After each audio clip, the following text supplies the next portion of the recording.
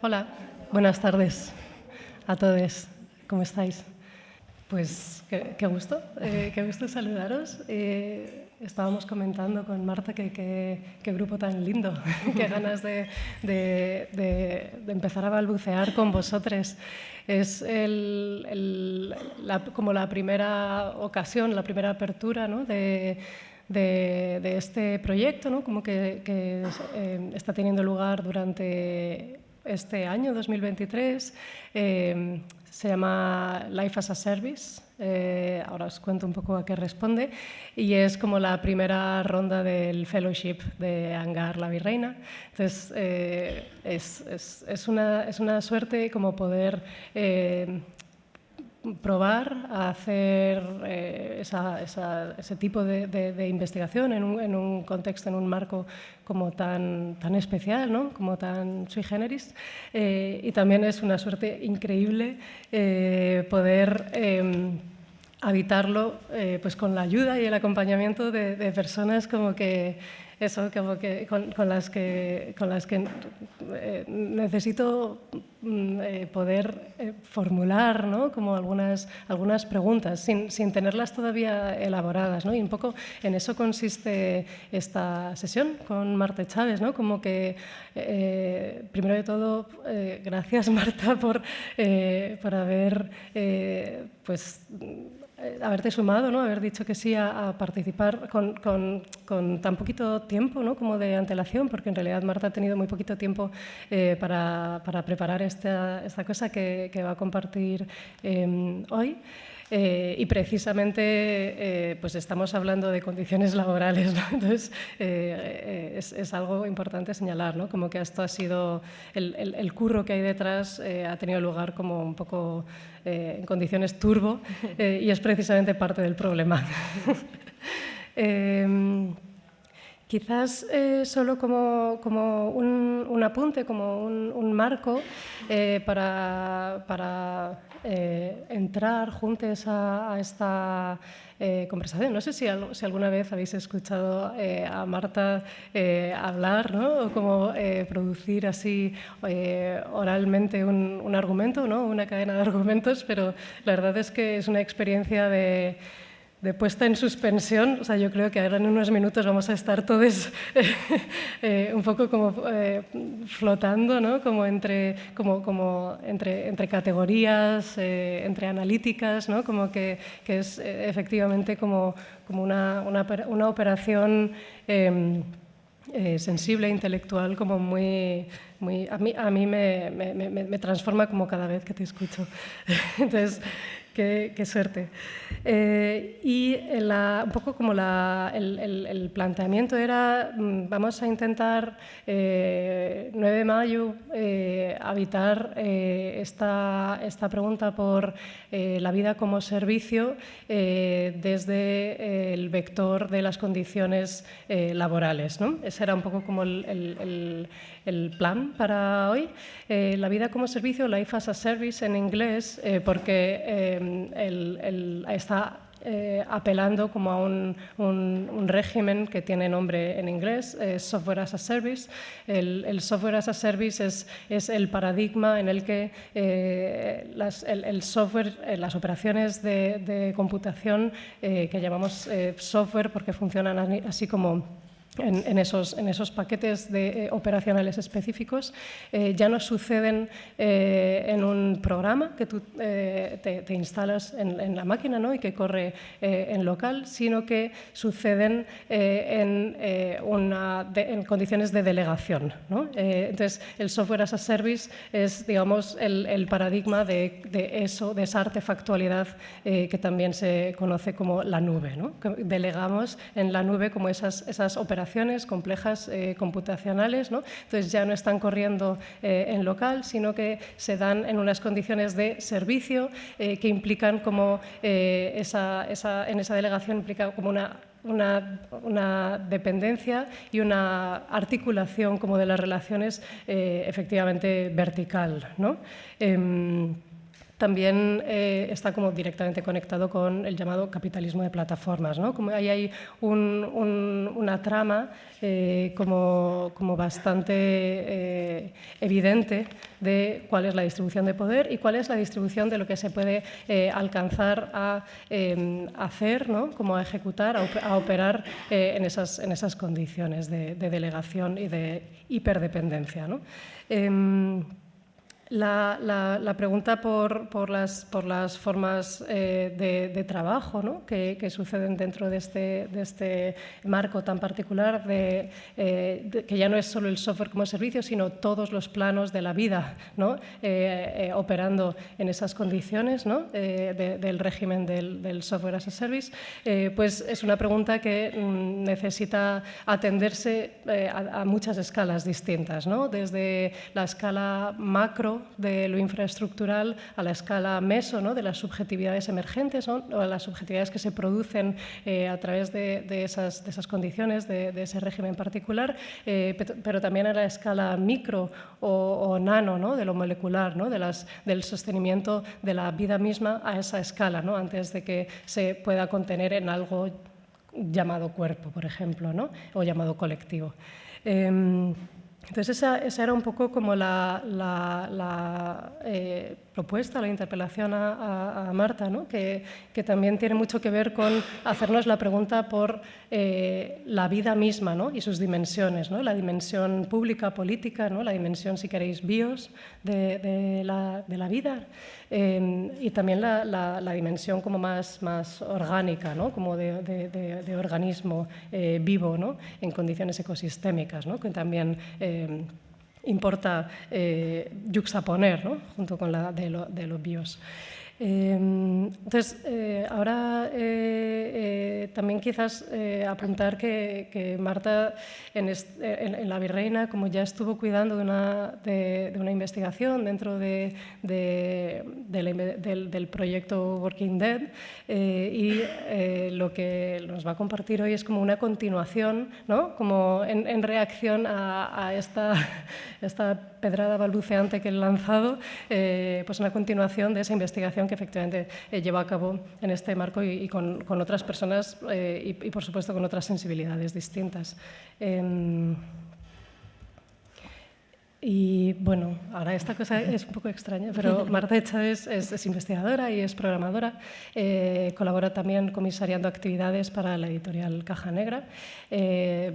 Trabaja en la intersección entre la escritura, la investigación historiográfica y la práctica artística. Sus proyectos, que se desarrollan en diferentes formatos, se proponen revisitar imágenes y metáforas asociadas a contextos epocales concretos atravesados por la violencia y la pérdida, poniendo en el centro la vivencia íntima y los anecdotarios como detonadores de dispositivos poéticos de memoria.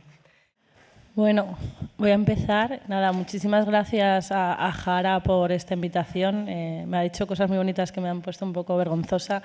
Y bueno, lo mismo decir de Jara, me parece una pensadora a la que admiro y sigo, y hemos tenido algunos momentos a veces cruces, y para mí siempre es súper interesante y nutritivo, ¿no? Poder como abrir o intercambiar. Creo que justo esta invitación se da en unas condiciones como muy de sincronías, ¿no? Por un lado, como si bien Jara en su marco de trabajo me invita, y justo yo estaba con deseo de cruzar más una relación con algo parecido al Life as a Service que está comentando, con mi investigación que hice ya para La Virreina hace unos años. También volver a La Virreina es todo como un lujo, porque fue una casa, bueno, muy importante en mi biografía intelectual, ¿no? Cuando desarrollamos este proyecto de Working Dead, donde ahí hice un primer texto que se llama Confianza en la piedad química, y fue un texto que se terminó de escribir en el 2019, creo. Y bueno, ha sido típicos textos que escribes y que luego siempre estás diciendo, bueno, qué ha seguido pasando, qué añadiría, qué criticaría, por dónde seguiría. Y bueno, que a veces uno no tiene como tantas oportunidades de sentarse y escribirlo y comentarlos. Y hubo un momento que me invitaron a un seminario en la Complutense, donde ya empecé un poco a revolotear en torno a las cosas que voy a comentar hoy. Y bueno, que para mí es un lujo, pues, estos momentos de oportunidad de pararte un poquito a pensar un poco más. Pero como decía Jara, es verdad que esta invitación ha llegado un momento en el que tenía mucho curro, de estas semanas que apareces en 5 sitios y ya estoy cansada de mí misma y de hablar, y que estoy un poco como agotada. Entonces, bueno, me hubiese gustado llegar más lejos en la presentación. He llegado donde he llegado y me gustaría no leer todo el rato, pero creo que voy a tener que leer bastante, no, me disculpo.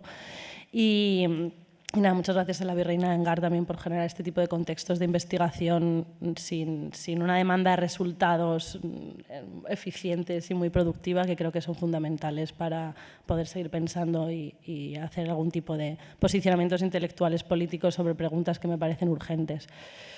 Nada, como para un poco que no... O sea, el texto que yo trabajaba en Confianza de la Piedad Química, voy a comentar algunas ideas que ya estaban en él, leer un pequeño párrafo y luego seguimos hacia las preguntas que le hago desde el presente. Y bueno, un poco decir eso, que creo que la charla de hoy apunta a una acumulación de información que nos puede servir para visionar un poco cosas que están sucediendo, que tengo algunas hipótesis que me gustaría tener más que no he llegado a desarrollar, pero que creo que justo por eso es interesante luego poder conversar, porque estás típico momento de investigación en el que no has empezado a pensar del todo, ¿no? Y ahí es donde creo que son más porosas. Entonces, bueno, una pregunta que para mí es fundamental en el texto Confianza en la Piedad Química, con la que quiero un poco empezar, es esta idea de... Bueno, ¿por qué parece que la gente estamos tan preparadas para luchar por nuestra propia servidumbre, ¿no? Algo así, ¿no? Entonces, a mí en la piedad química lo que me interesaba mucho era poner en evidencia todos los procesos que ha habido de pedagogía del trabajo, ¿no? Y todos los procesos de disciplinamiento del cuerpo del trabajador. Creo que venimos un imaginario donde ya identificamos nuestra realidad vital con el trabajo, pero si pensamos en los albores de la revolución industrial, nadie quería trabajar y hubo que hacer mucho esfuerzo pedagógico, disciplinario, para que este cuerpo desobediente y perezoso, ¿no? se acostumbrase a los ritmos de producción febril, ¿no? Entonces, en ese sentido, creo que mi búsqueda tiene que ver con esos los mecanismos que hacen que nuestro cuerpo, nuestra subjetividad esté dispuesto a aceptar una cultura y una ideología del trabajo sin parecer que podemos como confrontarnos o responder ante ello, ¿no? Y eso me interesa no tanto desde un marco subjetivo de conciencia o tanto ideológico, ¿no? Sino desde una dimensión de material y del cuerpo, y como también hay una serie de procesos que tienden a estas domestificaciones de una forma como más indirecta o blanda a través de la aparición del médico y del higienismo social en finales del siglo XIX. Entonces, aquí para mí hay una cuestión fundamental que es eso, ¿no? ¿Cuál es la historia material de un cuerpo que debe ponerse a trabajar en tanto energía física, fuerza, ductibilidad, estado anímico, capacidad de resistencia, etcétera, ¿no? Porque aquí creo que se hace evidente una dimensión donde el trabajo y la bioquímica son fundamentales y que este control, digamos, de la escala bioquímica del cuerpo es la que permite también que seamos un cuerpo con capacidad de esfuerzo o productividad, ¿no? Entonces, ¿cuáles son esos procesos de domesticación necesarios para naturalizar y normalizar el vínculo entre vida-trabajo? Depende, ¿no?, de alguna forma de una gobernabilidad biomolecular total de las fuerzas productivas, ¿no?, que culmina con lo que ahora podemos identificar como una farmacologización de cualquier aspecto de nuestra vida, ¿no? Y aquí es donde un poco arranco y me pregunto por cuáles son las condiciones de trabajo o qué relación existe entre el consumo de determinadas sustancias y regímenes o transformaciones del régimen neoliberal.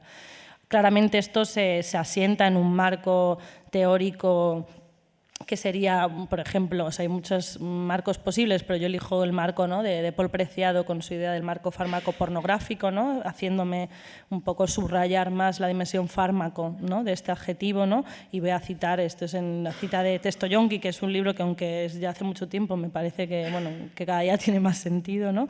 Y él comenta, ¿no?, si la nueva economía mundo no puede funcionar si la elaboración de nuevas variedades de psicotrópicos sintéticos, legales o ilegales, Lexomil, Special K, Viagra, Speed, Cristal, Prozac, Popper, heroína, omeprazol, es porque la sociedad está habitada por subjetividades tóxico-pornográficas, subjetividades que se definen por la sustancia o sustancias que dominan su metabolismo. Esto es posible, como señala este autor, no gracias a la producción en autofeedback que caracteriza la tecnociencia contemporánea. Parece que sin drogas y psicofármacos las actuales condiciones de vida laboral y urbana no se tolerarían.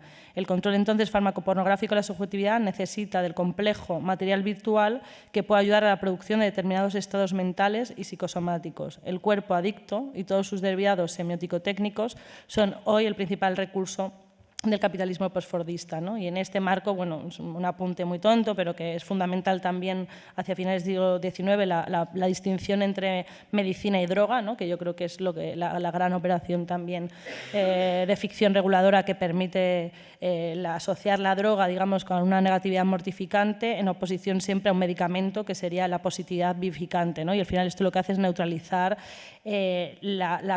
lo que caracteriza de una forma más ambivalente, porosa o desbordante al concepto de fármaco, que sería un concepto más clásico, donde ambas dimensiones están entrelazadas, ¿no? Entonces, bueno, creo que es importante entender el régimen fármaco y es importante entender esta distinción entre droga y medicamento, que, como veremos hacia el final de la charla, permite algo así como la aparición del contexto del renacimiento psicodélico, ¿no? En este sentido también, por apuntar a cosas que todas un poco sabemos, pero que me parece importante también poner en el discurso, es bueno, cómo también este régimen fármaco-pornográfico o este régimen fármaco-tecnocapitalista es fundamental su desarrollo en paralelo al desarrollo de las drogas sintéticas, ¿no? Yo creo que también pensando un poco estos días, hay para mí algo muy importante de cómo las drogas, digamos, de origen vegetal tienden paulatinamente a desaparecer, ¿no? Y cada vez más el mercado son las drogas sintéticas, y creo que esto también tiene mucho que ver con que justo las drogas sintéticas en su producción y distribución están más cerca de un capitalismo de plataforma de lo que podría estar el régimen de lo que yo llamo, ¿no?, la narcocultura de la plantación, ¿no? Y creo que esto también es interesante, aunque sea en términos de producción y circulación, entender, ¿no?, como de frente a lo mejor un sistema que tradicionalmente necesita una serie de tierras, una cantidad grande de trabajadores, una explotación como de un sistema más agrícola feudal, no sé, mal dicho, pero un poco algo así. La aparición de los laboratorios de síntesis de droga agiliza y diversifica el mercado de una forma total, y la posibilidad de la distribución a través de aplicaciones de mensajería instantánea, deep web, etcétera, también acelera un montón más como la producción y la distribución de drogas, ¿no? Creo que hay algo muy claro con esta idea de que ya no se depende de la geopolítica de las fronteras, ¿no? En ese sentido hay una facilidad de distribución porque los laboratorios funcionan a través de mensajería, no necesariamente desplazando grandes camiones o submarinos, tienen otra forma, ¿no? Y se pueden alejar más de los conflictos geopolíticos latentes que siempre afectan la distribución y al precio de las drogas. Esta idea de los laboratorios como algo deslocalizado que se puede desmontar en cualquier momento, como que necesita mucho menos personal, que es un personal al mismo tiempo más especializado o técnico especializado, ¿no? Y también esta idea de cómo en los laboratorios hay un proceso de automatización cada vez mayor, ¿no?, también de las herramientas con las que trabaja para producir la droga, ¿no? Como que ya leía unos artículos sobre la producción de fentanilo, ¿no? Y es como son casi como usando Thermomix, ¿no? Son robots casi de cocina que ayudan, entonces como también toda la implementación de estos aparatos tecnológicos facilitan esta producción, ¿no? Y luego un poco cuando hablemos del fentanilo se ve muy claro como los beneficios que están, hay varios testimonios de los cárteles mexicanos de cómo están empezando a producir cada vez más fentanilo, haciendo una reorganización total, ¿no?, de la geopolítica de la droga en ese territorio, ¿no? Y bueno, eso como apuntar un poco de cómo esas transformaciones creo que también son importantes. Sí, iba a decir que se está acabando la batería. Vale, entonces, bueno, ¿cómo terminaba mi texto de Working Dead? Y yo lo que intentaba en el texto de Piedad Química, iba viendo diferentes periodos históricos y veía cuál era la sustancia que caracterizaba la década, el 70, 80, 90, 2000 y contemporaneidad. Entonces, bueno, terminaba de alguna forma con esta especie de intuición sobre cuál es la sustancia de nuestra época, y desde ahí ahora voy a seguir, ¿no? Entonces comentaba en el texto, el panorama es este: o todos zombies, o todos politoxicómanos, o todos zombies politoxicómanos. Estamos solos, no tenemos tiempo y somos nuestro propio capital. La autoexplotación combinada con la ingeniería bioquímica parece nuestra única forma de supervivencia, ¿no? Entonces digo, llego a la conclusión de que el policonsumo es el signo de nuestros tiempos, que no es que haya una única sustancia que describa nuestra época contemporánea, porque probablemente esta tiene más que ver con la gestión del tiempo y las sustancias que con los efectos de una única droga. La cadena de automedicalización y consumo bajo prescripción apunta a dos cuestiones relevantes. No hay necesariamente una búsqueda de un efecto estable ni una necesidad de desborde o exceso, sino más bien una ingeniería que pretende ir controlando y modificando una experiencia heterogénea que puede dilatarse, haciendo indistinguible el tiempo productivo y el tiempo improductivo, ya que ambos solo difieren en matices que podrían ser controlables. Por otro lado, también nos habla de la sujeción a las sustancias como prótesis que nos permiten negociar con la sensación compartida de ansiedad ante la incertidumbre, estrés debido a la interiorización del imperativo de la hiperproducción, vacío ante la falta de tiempo y la ausencia de lazos afectivos estables, entre otras sintomatologías contemporáneas. La complejidad de la situación requiere de una compleja alquimia que tiende progresivamente a farmacologizarse, cancelando lo que de subversivo pudo tener el consumo de drogas cuando estuvo ligado a contextos contraculturales, ¿no? Y esta idea de que no es tanto que a partir de los 2020 haya una sustancia que se distinga más claramente de otras. Bueno, he de decir que siempre la cocaína es la que tiene como la que más aguanta, pero bueno, es una droga que creo que para analizarla vamos por otro lado, ¿no? sino que es esta idea del policonsumo, ¿no? Y la cosa de nos hemos hecho nuestros propios ingenieros a la hora de calcular y administrar la sustancia en este continuum vida-trabajo, ¿no? Y justo leyendo el Informe Mundial sobre las Drogas del 2022 de las Naciones Unidas me encuentro con una reflexión bastante similar en la que ¿no? dice «Everywhere, everything, everyone». En la actualidad nos enfrentamos a una situación más compleja en el ámbito de las drogas, caracterizada por una gran disponibilidad y una mayor diversidad en las pautas de consumo.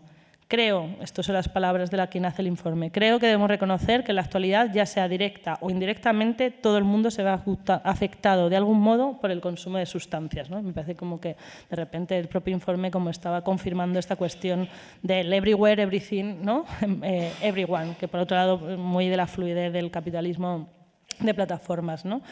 Al mismo tiempo que, recopilando, ¿no? Estamos en un régimen fármaco donde las drogas de síntesis y las pautas de policonsumo y ingeniería bioquímica, digamos, creo que es donde nos tenemos que asentar en la posición de la hipótesis de qué sucede con la relación entre consumos de sustancias y condiciones laborales. Hay otra cosa a recalcar, que es la aparición de cuáles son las enfermedades, digamos, que más presencia tienen en nuestra contemporaneidad, ¿no? Y encontré una cita que me parecía interesante que hablaba de que, si bien que todas las enfermedades que hay más contemporáneas, que, por ejemplo, anorexias o bulimias, toxicomanías, ataques de pánico, depresiones, trastornos de estrés postraumático, son nuevos y se comparan con los síntomas que, digamos, el psicoanálisis en sus orígenes pretendía curar, ¿no? Que serían las neurosis histéricas, las neurosis obsesivas o la psicosis, ¿no? Y este autor, que no tengo la cita, perdonadme, pero bueno, hay un autor que dice, ¿no?, que la diferencia entre estos nuevos síntomas y los del principios finales del 19 es que si las neurosis o la psicosis señalan un antagonismo entre la persona, ¿no?, y el programa de la civilización, estas otras enfermedades, como las anorexias o las depresiones, los ataques de pánico, lo que más hablan es de los conflictos que se generan ante una inserción conformista de la persona en los esquemas dominantes del sistema social. O sea, que digamos que las enfermedades no surgen en el conflicto con el orden establecido, sino por la interiorización, ¿no?, y domesticación de nosotros mismos respecto a estos órdenes establecidos.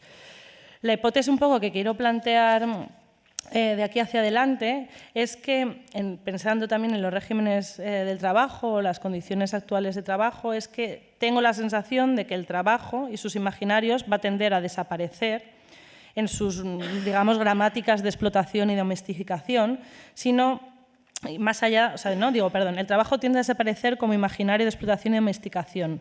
Ya no es meramente que esto no es porque nos identifiquemos con una ideología neoliberal del trabajo, sino porque estamos en el umbral de un paradigma que tenderá cada vez más a poner la idea de la vida en el centro, en vez de la idea del trabajo en el centro. Y que será esta idea de sobredimensionar una concepción de la vida que a su misma vez estará restringida a un marco de prevención, higienismo, individualismo, lo que colonizará el imaginario de un buen vivir o de un bienestar que quedará sujeto a la tecnomedicocracia molecular y a la contrarrevolución psicodélica farmacoterapéutica, ¿no? Y para explicar, digo así de una forma más llana, ¿no? Nuestros jefes, preocupados por nuestra salud, gobernarán nuestros hábitos, nuestra dieta, nuestra forma física, nuestro historial médico, y no solo porque la salud se haya convertido en un nicho de mercado fundamental en el siglo XXI, sino también porque habrá que emplear nuevas estrategias de disciplinamiento del cuerpo productivo en una sociedad con índices cada vez más alarmantes de depresión, ansiedad o adicción. Digamos que la retórica del trabajo o de una forma de explotación va a pasar por nuestro mejoramiento de las condiciones de vida y no tanto por las condiciones de trabajo, y ahí va a haber una eclipsación, ¿no?, de vocabularios e imaginarios que pondrán más este tipo de vida, este buen vivir, ¿no?, que también me parece interesante justo la idea del buen vivir, que aquí me voy, pero bueno, frente a los imaginarios más de proyectos comunitaristas latinoamericanos, ¿no?, que defienden un buen vivir, y aquí va a aparecer un buen vivir occidental que estará caracterizado por este desarrollo tecnomédico que ahora voy a comentar. Para hablar un poco de esto que comento del marco tecnomedicocrático, ¿no?, y de la contrarrevolución psicodélica farmacoterapéutica, estas palabras, perdonad, hay que empezar antes como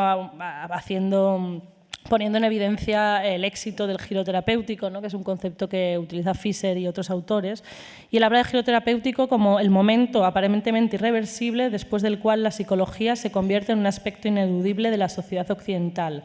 no solo médicamente hablando, sino también en términos de cultura popular, ¿no? Y aquí es que me parece como muy importante. Ya no hay una vuelta atrás de que la salud mental en determinados imaginarios o vocabularios esté insertada en nuestro día a día o en nuestro consumo de memes o en los discursos políticos. Pero qué tipo de discursos sobre la salud mental estamos teniendo es la pregunta a hacer, ¿no? Está bien que se ponga en evidencia, pero creo que hay unas retóricas que ahí también pueden pasar como cosas, ¿no? Entonces, como recogiendo algunas cosas que han pasado estos últimos días, ¿no? El otro día veía un vídeo de la influencer Soy una pringada, ¿no? Que se quejaba de usar a la ligera el término de depresión y de ansiedad, y también el otro día pues justo ha estado Soy una pringada conversando con Errejón, ¿no? Y he estado pensando mucho en las operaciones que está teniendo tanto alguien como Íñigo Errejón o Yolanda Díaz, que digamos que si empiezan intentando usar el concepto de patria como un aglutinante dentro de las izquierdas, ¿no? Bueno, las izquierdas populistas, creo que ahora ya no están intentando, ¿no?, capturar el concepto de patria o resignificarlo,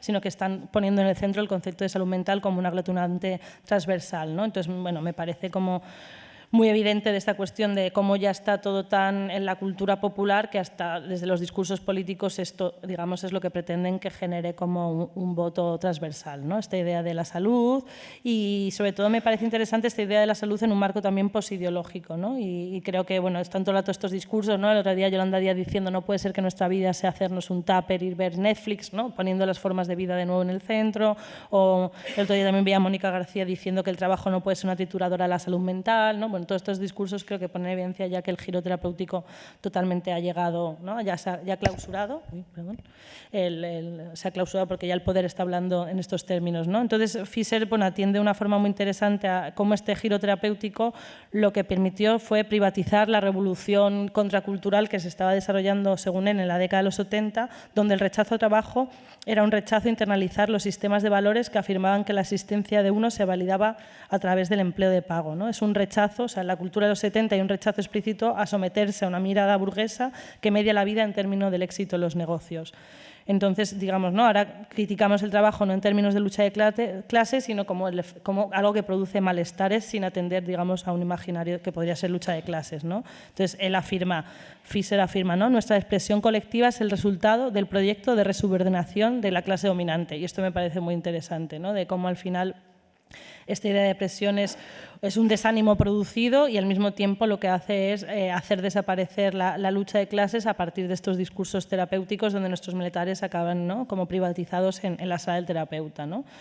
Y entonces dice, ¿no?, el desánimo no es tanto un estado extremo como una condición generalizada, tan invisible como omnipresente, a veces tratada como un trastorno medicalizado, a veces condenado a una apatía despolitizada, a menudo no reconocido en absoluto, pero normalizado como un horizonte existencial de bajas expectativas y esperanza mínima, ¿no? Entonces, la pregunta de Fischer, que tiene que ver con la pregunta al principio de por qué estamos tan acostumbrados o luchamos tanto por nuestra propia servicialidad o servitud, ¿no?, es esta idea de por qué no nos hemos dirigido a un mundo más allá del trabajo, cuando en verdad ciertos imaginarios de la lucha de los 70 lo que tenían en el centro era esta crítica al trabajo y a la idea de libertad burguesa, ¿no?, que también es algo fundamental a entender, que interiorizamos un concepto de libertad que no es una libertad respecto al trabajo, sino una libertad a través del trabajo, ¿no? Y que eso es, digamos, lo que perdemos en los imaginarios de la contracultura y lo que permite y lo que pasa con este giro terapéutico, que para mí también es uno de los grandes problemas, sin cuestionar la necesidad de terapia. O sea, esto es como un marco mayor que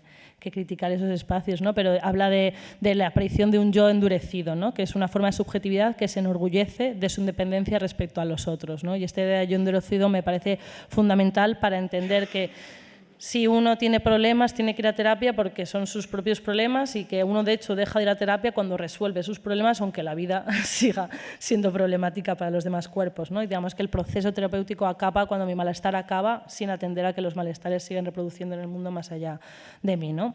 Entonces, esto también lo que termina cuestionando en este sentido de si crees que te puedes curar por solucionar solo tus problemas es que hay una base en la que creemos en una idea burguesa de sujeto individual que también para Fischer, ¿no?, y para mí y para otros autores es un sinsentido. Entonces, como también este giro terapéutico lo que está generando es esta idea de un yo que tiene esta capacidad por voluntarismo mágico de curarse a sí mismo más allá de que se cambien las estructuras sociales, ¿no?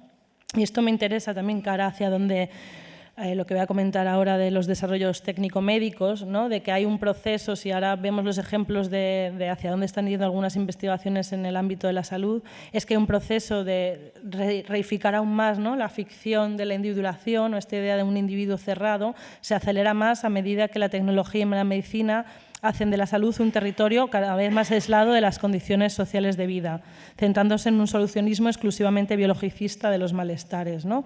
El desarrollo técnico-médico, cada vez más centrado en la singularidad y en la escala nano, atomiza la salud en un medio en el que la crisis climática hace cada vez más evidente la interrelación entre nuestras formas de vida y nuestro entorno, ¿no? Yo creo que también aquí hay como otro marco de intereses de volver como a cerrar en un marco biomolecular al individuo y sus soluciones, en no transversalizar la interdependencia biomolecular que somos en el planeta Tierra, ¿no?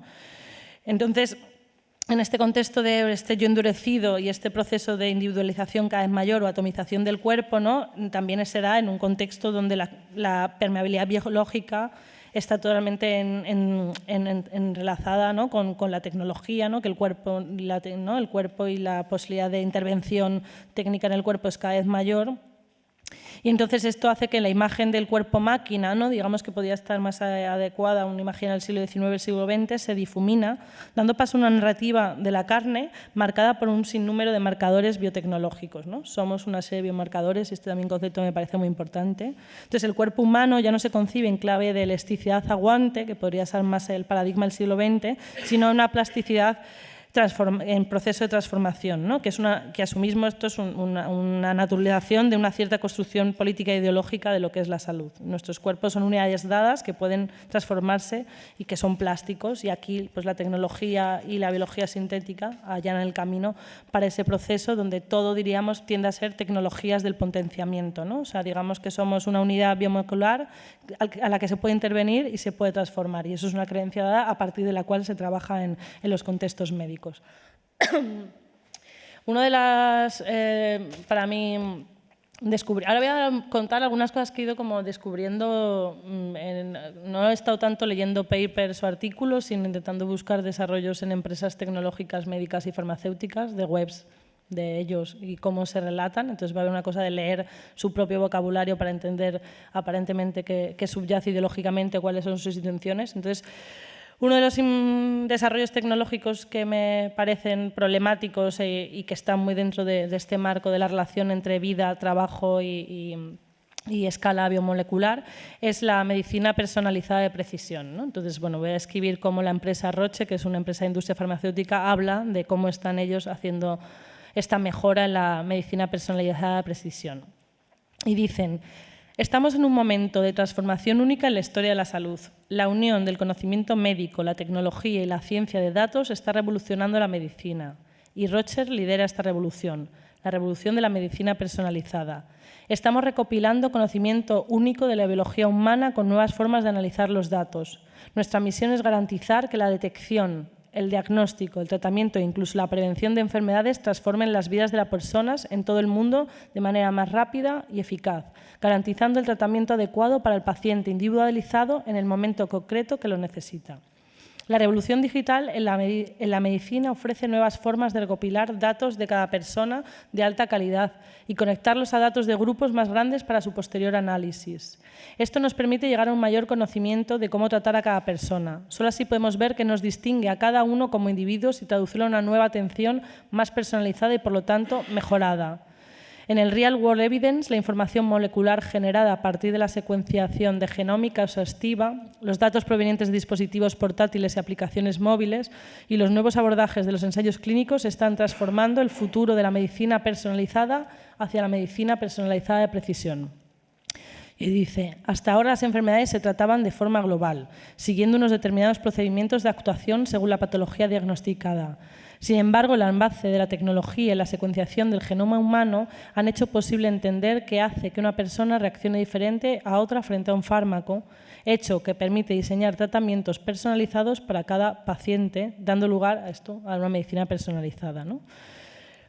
Este marco de la medicina personalizada también hay que sumarle el desarrollo de todos los procesos nanotecnológicos, como otra tecnología que creo que va como en esta dirección, ¿no? Que básicamente la nanotecnología lo que permite es realizar diagnósticos utilizando dispositivos menos invasivos para conocer el interior humano, y así como minúsculos test o glucosa en sangre o de dosis cada vez más decrecientes de biomarcadores en sintonía con una miniaturización de los sistemas de imagen médica, ¿no? Entonces, como me parece también interesante como este momento de lo que hablábamos antes con Jara, ¿no? De que aunque haya un proceso más individual, al final también es como un foco como mucho más concreto en una escala nano de información que en verdad podría ser más transversal a un cuerpo no individual, pero que, bueno, que aquí lo que está también reificando esa idea de tu caso es único, ¿no? Y necesitas como este seguimiento exclusivo para ti, ¿no?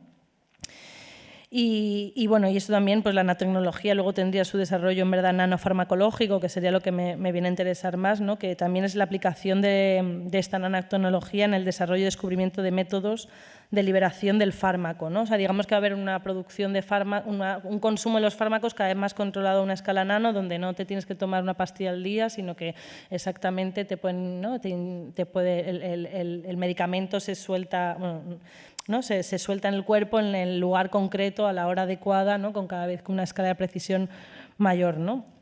Y con todo este desarrollo de la biología sintética, pues hay un proceso, pues ya digo, como que va a cambiar totalmente nuestros hábitos o rituales o performatividad de consumir como los fármacos, ¿no?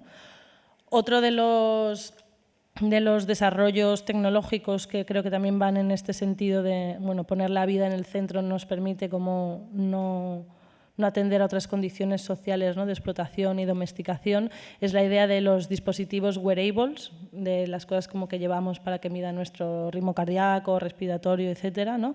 Donde aquí también voy a leer otra cita de una página web de una empresa que desarrolla ya de ese tipo de aparatos, que dice: estamos intentando transformar la asistencia sanitaria, que actualmente consiste en diagnosticar y tratar a las personas cuando están enfermas, para pasar a controlarlas activamente cuando estén sanas e intentar seguir estándolo. Esto implica recopilar datos en profundidad mientras las personas están sanas y detectar cambios en su estado basal de salud, ¿no? Mediante el sistema de smartwatches o de CGMs hemos detectado enfermedades infecciosas y disfuncionales de forma presintomática. También hemos desarrollado nuevos métodos de micromuestreo a distancia para obtener perfiles bioquímicos detallados. Y en este sentido he descubierto una empresa que se llama NextSense, digamos que es como una empresa que compite directamente con el proyecto de Neuralink, ¿no? De Elon Musk, que lo que están desarrollando son audífonos que sean capaces de registrar las señales eléctricas del cerebro para recolectar algunos datos neuronales de forma cómoda, a partir de monitoreo de las condiciones neurológicas de los futuros usuarios y su propio sueño, ¿no? Son una serie de como unos auriculares que permiten hacer como electroencefalogramas sin todo el aparataje y tener que poner los electrodos en la cabeza, ¿no? Entonces estas señales neuronales se recogerán y luego con una aplicación móvil permite evaluar cognitivamente en profundidad, hacer autoinformes, supervisión de rendimiento y seguimiento de la medicación, ¿no? Entonces, bueno, que creo que esta escala nanotecnológica más esta posibilidad de que haya monitorización constante a través de este tipo de dispositivos, pues bueno, me parece que lo que hace es, ¿no? Hacer totalmente transparente de alguna manera nuestra información vital médica, pero también con una serie de sesgos algorítmicos y de búsqueda de esos datos y esa información, que también ahí está como la pregunta, ¿no? Y luego otro de las tecnologías, digamos, otro campo tecnológico que también creo que es interesante para pensar estas transformaciones sería el ámbito de la mHealth, que se llama, ¿no? Que es la práctica de la medicina en la salud pública o privada, soportada por dispositivos móviles como teléfonos, ¿no? También dispositivos de monitoración de pacientes, asistentes digitales y otros dispositivos inalámbricos, ¿no? Entonces, todo este también proceso de ir hacia un marco más relacionado con la telesalud o la salud a distancia, creo que también tiene una cosa, bueno, que reprivatiza aún más los espacios de salud, ¿no? Porque al final la cosa es que desde tu propia casa puedes hacer todo y ya desaparece esta cosa de ir a un voluntario, ir al médico, ir a espacios que puedan ser más transversales de salud, ¿no? Entonces, como bueno, las aplicaciones que hay desarrolladas en este términos, pues son muchas aplicaciones como en relación al estilo de vida y el bienestar, ¿no? Que que tienes pues recordatorios de medicación o que puedes tener un contacto directo con enfermeras o que tienes todas tus citas, ¿no? Una cosa así más sencilla. Luego, obviamente, aplicaciones que sí que ponen en relación directamente a los profesionales con los pacientes, ¿no? Que facilitaría el acceso a datos de salud del paciente, monitorización, diagnóstico por imagen, control, etcétera. Y luego aquí lo que me parece un poco como más a preguntarnos es qué pasa con esta serie de tecnologías que también tienen un alto interés en enfrentarse al marco preventivo de la salud, ¿no? Entonces dice, estas aplicaciones ayudan a detectar en una etapa temprana la condición crónica de los pacientes a través de aplicaciones para diagnóstico remoto, compartiendo los datos de diferentes, ¿no? aparatos wearables con los médicos. Las herramientas para autocuidado promueven, ¿no? Al mismo tiempo hay como esta cultura de la prevención que está también responsabilizando a uno mismo todo el rato de autocuidarse, de tener comportamientos saludables, ¿no? de que se motive como una dieta sana, una serie de cosas que también pues, hay como toda una transmisión de ese marco a través de eso, ¿no? Pero claro, todos los beneficios al final que también tienen esta serie de desarrollos, aparte de... O sea, claramente aquí hay un debate que podemos tener después, ¿no? Que no es lo mismo que estos desarrollos los tengan empresas privadas que la estructura de Estado pública, ¿no? Y ahí hay como un debate que creo que es interesante. Pero bueno, me parece que al final también muchos de los argumentarios para esta cuestión de la telemedicina están todo el rato con el tema de reducir consultas y hospitalizaciones, reducir gastos, que los diagnósticos y los tratamientos, al tener más información, sean más precisos, pero también una inversión mayor como de la información de la salud de las personas, ¿no? Y creo que hay toda una retórica sobre que desarticula potencialmente las estructuras de la salud pública a través de estas cosas, que también me parece como que hay un tema, ¿no? Entonces, en este sentido también con estos aparatos wearables y con la telemedicina, creo que hay un tema que es muy importante con esta idea de las aplicaciones o startups que están creando algoritmos de análisis predictivo y aprendizaje automático para detectar patrones en los datos y proporcionar información útil respecto a la salud, ¿no? Porque si hemos visto claramente que las aplicaciones y cómo funcionan los algoritmos con los sistemas de comida y de Deliveroo ya generan una predicción de nuestros gustos a la hora de comer, ¿no? Y como al final parece que ves la imagen y quieres comer eso en vez de tener el espacio para ver qué deseas como comer, pues claro, en un mundo en el que hay una predicción potencial de nuestro estado de salud, no va a performar de alguna forma lo mismo que está prediciendo. Entonces, como que creo que hay un pez que se muerde la cola en este sentido que es interesante observar, ¿no? Y me hago algunas preguntas que tienen que ver con esto, ¿no? ¿Qué implica la automatización de la identificación en nuestros riesgos para la salud? ¿Cómo afecta el sesgo cognitivo del ghost worker que esté detrás de esa inteligencia artificial respecto a posibles discriminaciones de género, raza, capacidad, etcétera, etcétera? ¿Cómo va a cambiar nuestra percepción de la temporalidad de nuestro cuerpo en relación a las potenciales enfermedades? Que si desaparecería el binomio salud-enfermedad, en tanto viviríamos en un continuo presente el diagnóstico, ¿no? Que creo que hay potencialmente, estaremos siempre potencialmente enfermos, más bien que sanos, ¿no? Y la enfermedad puede que deje de ser una excepcionalidad, sino que seamos cuerpos que todo el rato están enfermando y que como cuidar y limar, ¿no? Y poner en el centro más ese peligro ante la enfermedad y la muerte. Creo que también genera como en estos imaginarios del colapso y el apocalipsis, pues de repente como, bueno, hay un reforzamiento de esto, ¿no? Y nada, pues en este contexto, también al mismo tiempo, y esto es una cosa como sabía por todos, ¿no? La Organización Mundial de la Salud ya afirma que 1 de cada 4 personas del mundo tiene o tendrá problemas de salud mental a lo largo de nuestra vida, y se prevé que los trastornos mentales, y aquí cito, serán la primera causa de discapacidad a nivel mundial en el año 2030, ¿no? Y creo que aquí hay una operación también discursiva interesante de poner la depresión como un problema porque es discapacitante. Entonces, bueno, ¿por qué preocupan nuestras depresiones? Porque no somos la fuerza productiva que interesa, digamos, al mercado laboral que seamos, ¿no? Entonces, claro, todo este desarrollo tecnológico en ámbitos de salud, si lo aplicamos a la salud mental, pues tenemos todo un aparato también de medido técnicas, ¿no? de desarrollo técnicos médicos que también me preocupan, que serían, bueno, como estas aplicaciones que hay de terapia online, ¿no? Tú tienes una aplicación que te busca tu terapeuta, que puedes escribirla a cualquier hora del día, que encima ya, ¿no?, te quita el esfuerzo de tener que trasladarte a otro lugar de la ciudad, es que son más cortas las sesiones, ¿no? Y hay una cosa de, bueno, esto es más eficaz porque están más adecuadas a nuestras formas de vida, poder hacer una consulta, si me da un ataque de ansiedad a las 2 de la mañana y no tener una ritualidad terapéutica que, bueno, cualquier persona que ha ido a terapia sabe que es importante, yo creo también ese proceso ritual, ¿no? Y qué pasa cuando simplemente es una especie como de más cercano como al coaching, ¿no? O a alguien, a un asistente que podrá ser en algún momento también una inteligencia artificial diciéndote como unas frases hechas que también como harán frame de una forma concreta de tratar los malestares en salud mental, ¿no? Entonces, en este caso también quiero hablar de, están las aplicaciones en este sentido, que digamos sería una aplicación para tener chat o Zooms con terapeutas, y luego están todas las aplicaciones de meditación, relajación, etcétera, etcétera, que es todo un universo también en alza.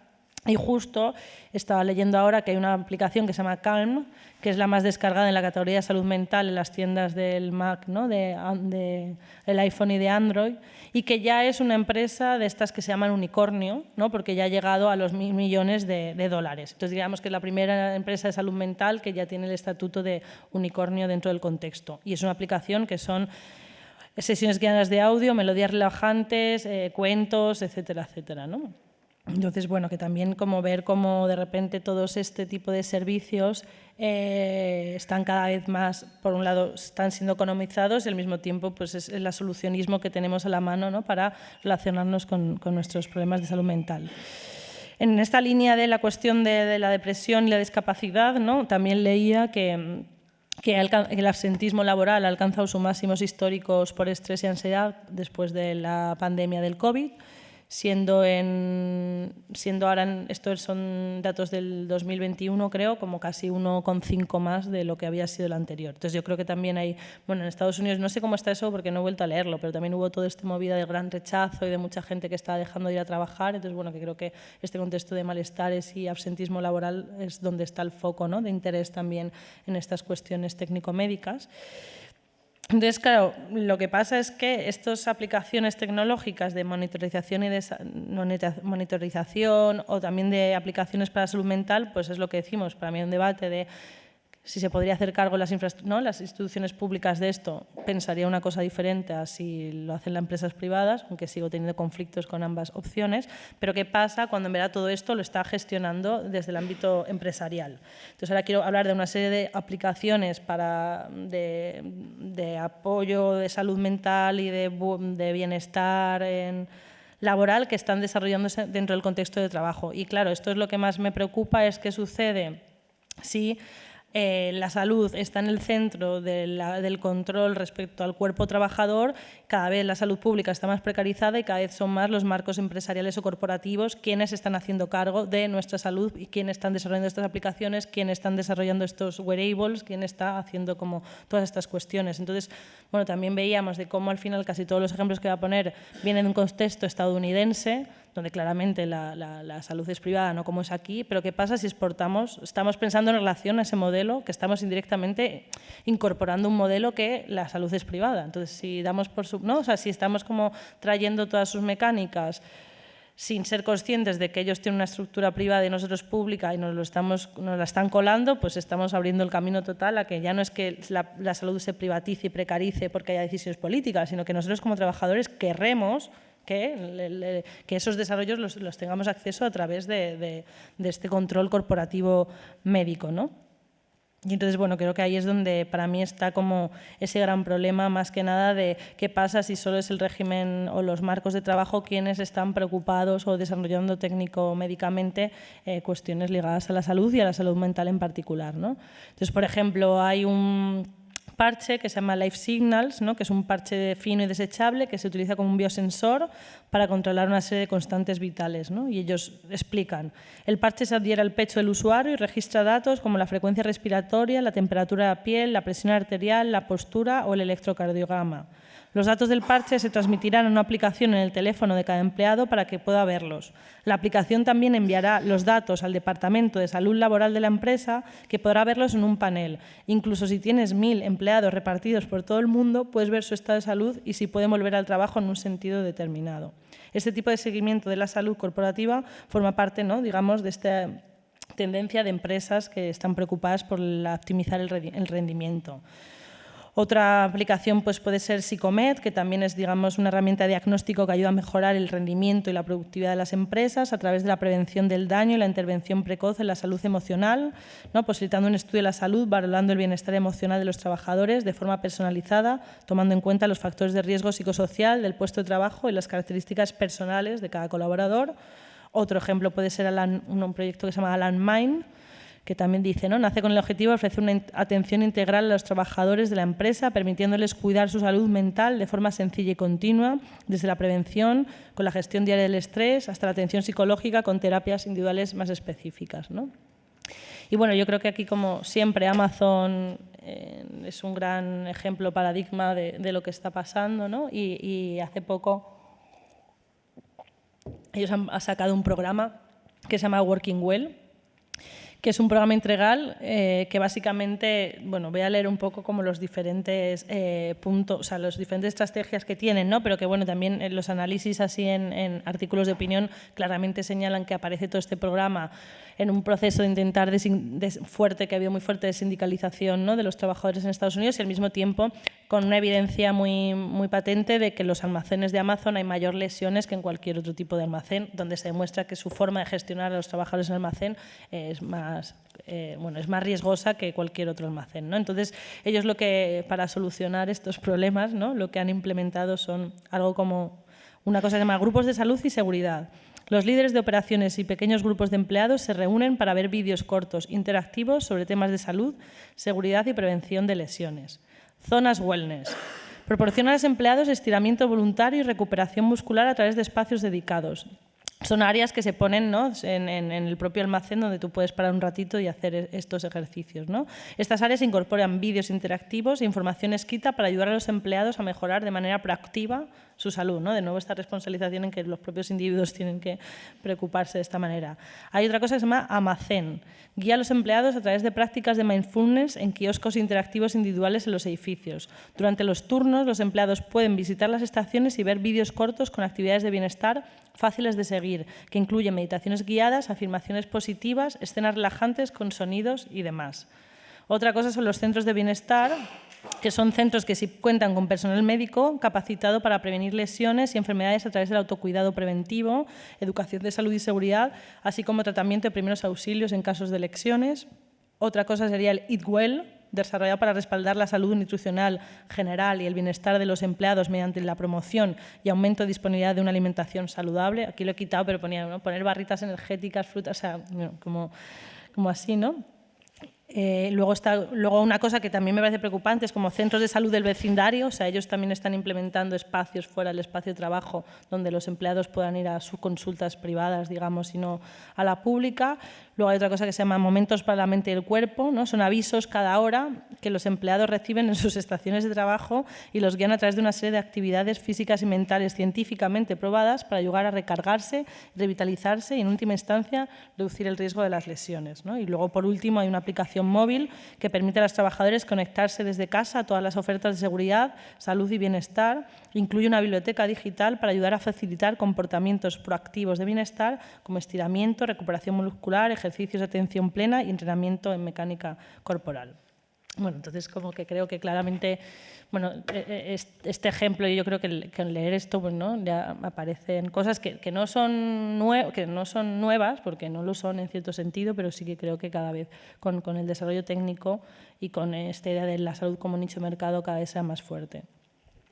Bueno, entonces como un poco estaban por este lado un poco las tecnologías que están apareciendo, desarrollándose en relación a la cuestión médica laboral, y luego por otro lado creo que en paralelo se está dando todo lo que se llama el renacimiento psicodélico, ¿no? Que creo que es lo mismo en relación a la síntesis de nuevos fármacos y nuevas sustancias ante la alarmante crisis social de la depresión y la ansiedad, ¿no? Entonces, antes un poco de entrar en del renacimiento psicodélico, a mí es verdad que aquí no ha llegado el fentanilo, pero me parece un caso como bastante fuerte de entender cómo la propia precarización de los sistemas de salud lleva a una medicación excesiva ante problemas de malestar o de dolor, ¿no? Donde se prescribe una serie de sustancias que crean adicción y no nos estamos haciendo cargo ya no solo de que funcionen o no, sino de la adicción que generan las sustancias. Y claro, la crisis del fentanilo en Estados Unidos Es muy fuerte porque gran parte de los usuarios que han terminado siendo adictos al fentanilo vienen de ser adictos a los calmantes y de que han sido prescritos médicamente. Entonces es como, el ciclo es, te hacen calmantes por un problema político-social, ¿no? Y te dan calmantes para que estés mejor. Cuando ya no consideran que se ha acabado o no tienes más dinero para seguir el tratamiento, pues te lo quitan, te encuentras un fentanilo súper barato en el mercado porque la producción a través de laboratorios sintéticos abarata un montón los costes, ¿no? Y que es una droga muy barata de producir, que es muy fácil consumir insumos de fármaco legal, que sería el fentanilo farmacológico, y lo cambian un poco y ya está. Entonces, claro, que la propia proceso de medicalización de la sociedad ha generado una adicción a una sustancia que es mil veces más, mucho más peligrosa de lo que fue la heroína. Entonces aquí creo que también el renacimiento psicodélico viene claramente desde un contexto estadounidense porque hay una preocupación fuerte con esta crisis que está habiendo de adicción al fentanilo y de muertes por sobredosis, porque también es una droga que es muy fácil tener sobredosis. De hecho, leí hace poco que muchos casos de sobredosis son incluso con fármacos legales que son principios de fentanilo. Entonces, bueno, que hay sobredosis que están médicamente, ¿no? Digamos, prescritas, o sea, se prescribe algo que lleva una sobredosis.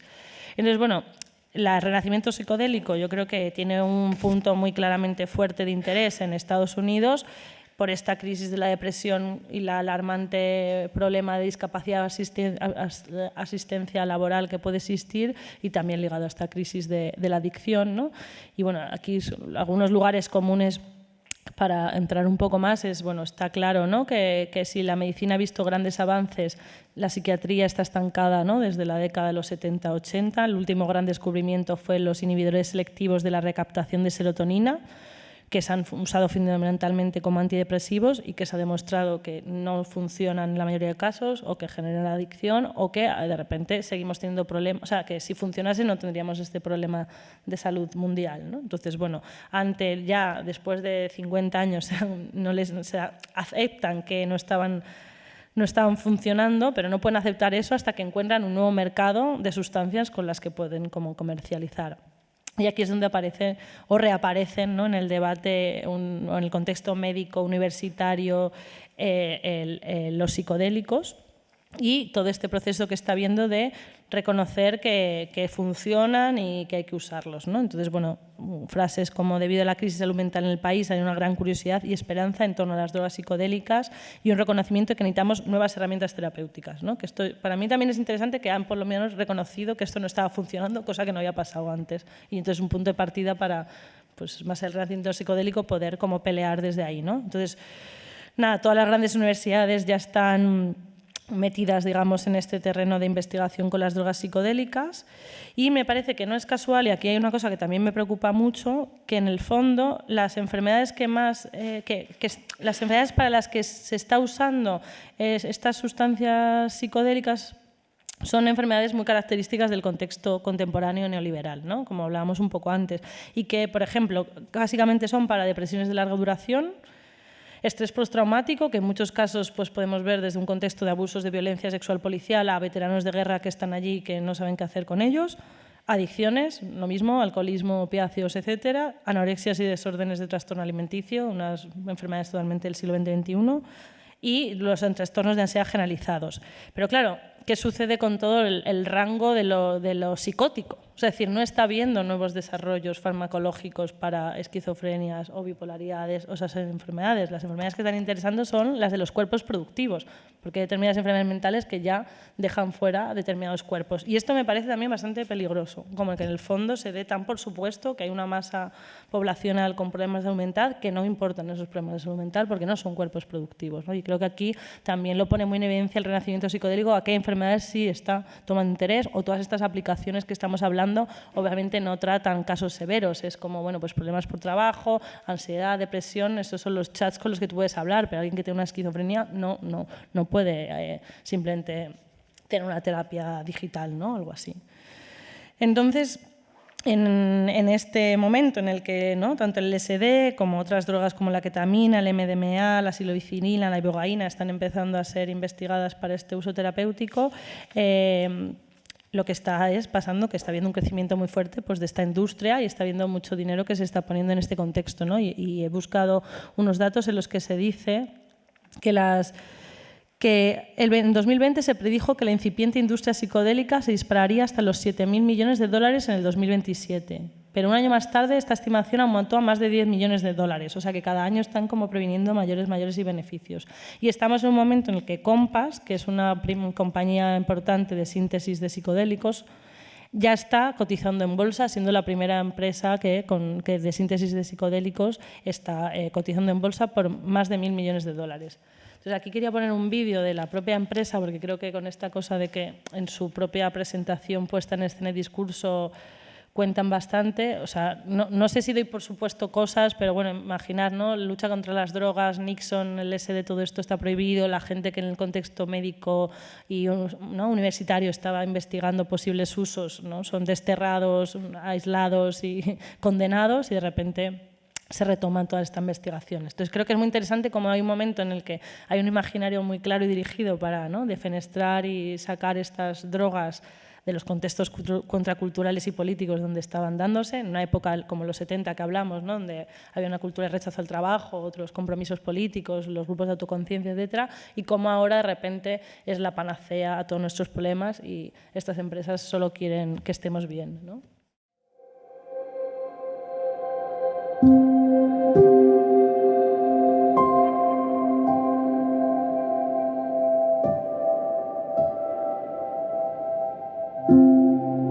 If only my father hadn't been an alcoholic. If only I'd asked for help earlier.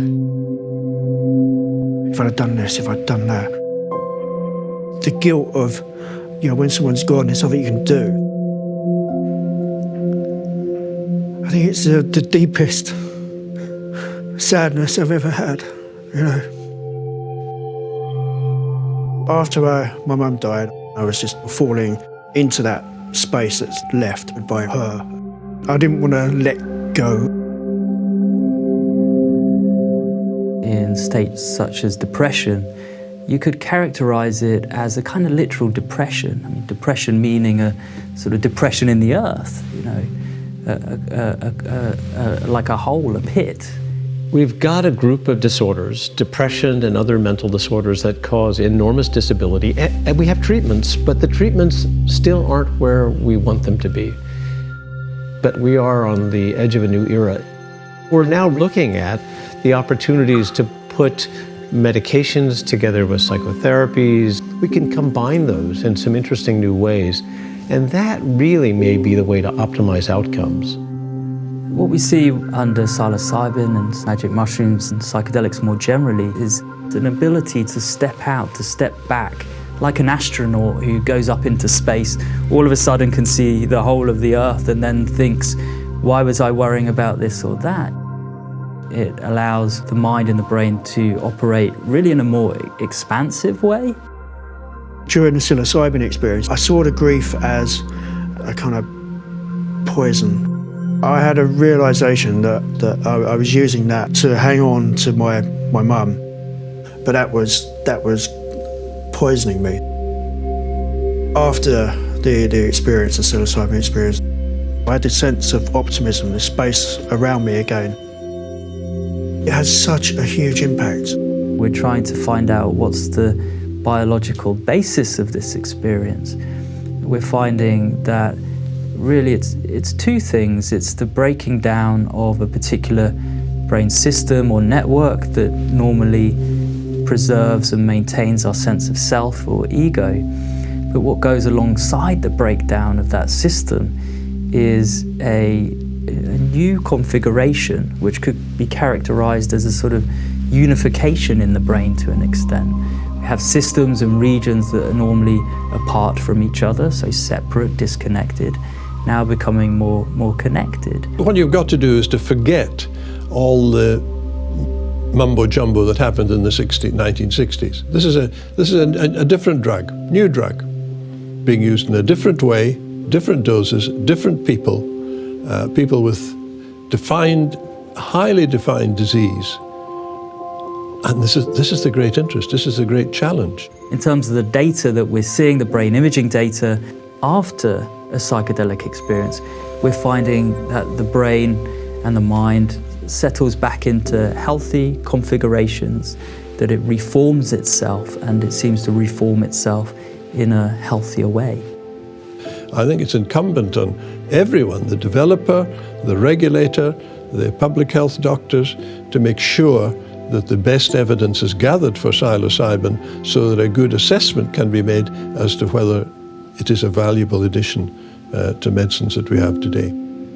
This is a scientific question. We need to be able to do the research to find out what works and what works for whom. But I think for the first time we can begin to see where we want to go. I've been in this field a long time, long enough to get a bit cynical. In this area, I'm actually quite excited, enthusiastic to say that maybe there is an opportunity here to provide something of real value to patients who have real need.